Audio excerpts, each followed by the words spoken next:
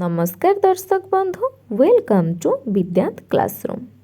आजिर एही भिडियो रे आमे सरोजिनी नायडू आत्मजीवनी विषय रे 5 धाड़ी जानिबा। तो चलंतु आरंभ करिबा। सरोजिनी नायडू जने भारतीय राजनैतिक कार्यकर्ता तथा कवि थिले।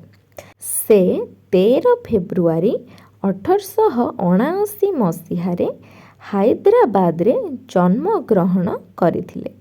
तांकर प्रथम कविता पुस्तक 1905 मसीहारे लंडन रे गोल्डन थ्रेश होल्ड नाम रे प्रकाशित होइथिला।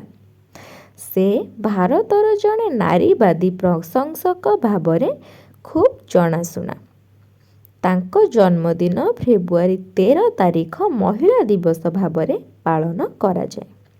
आगो के एपरि सुंदर सुंदर वीडियो पाइबा पई हम सहित जोड़ी होई रही थांतु। धन्यवाद।